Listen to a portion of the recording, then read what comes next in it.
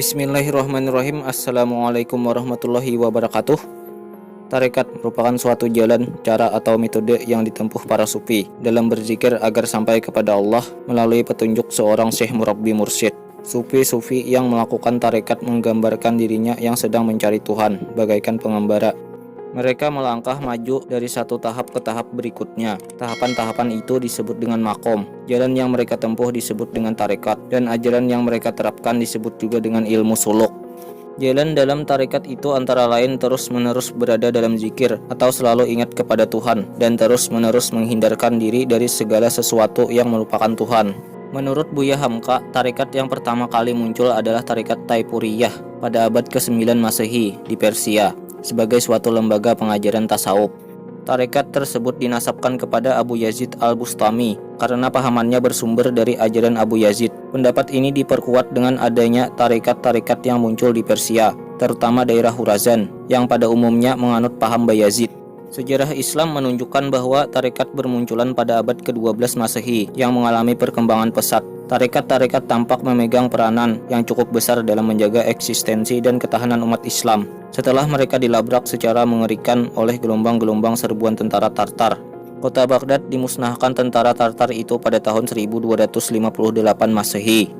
Sejak penghancuran demi penghancuran yang dilakukan oleh tentara Tartar itu, Islam diperkirakan lenyap tetapi mampu bertahan, bahkan dapat merembes memasuki hati turunan para penyerbu itu dan memasuki daerah-daerah baru.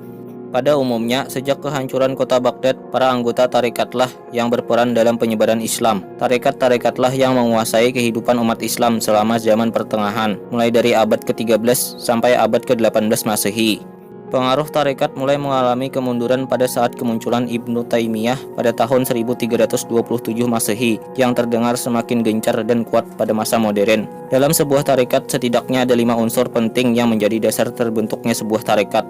1. Mursyid.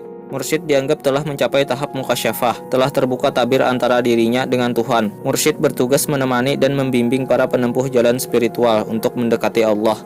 Dalam tarekat, bimbingan seorang mursyid yang telah mengalami perjalanan rohani secara pribadi serta mengetahui prosedur-prosedur setiap mi'raj rohani itu sangat penting. 2. Baiat. Baiat adalah janji setia seorang murid kepada gurunya bahwa ia akan mengikuti apapun yang diperintahkan oleh sang guru tanpa terkecuali. 3. Silsilah. Silsilah tarekat adalah nisbah, hubungan guru terdahulu sambung menyambung satu sama lain sampai kepada Nabi Muhammad SAW. Hal ini harus ada sebab bimbingan kerohanian yang diambil benar-benar berasal dari Nabi Muhammad SAW. Kalau tidak demikian halnya, berarti tarekat itu terputus dan palsu, bukan warisan dari Nabi Muhammad. 4. Murid.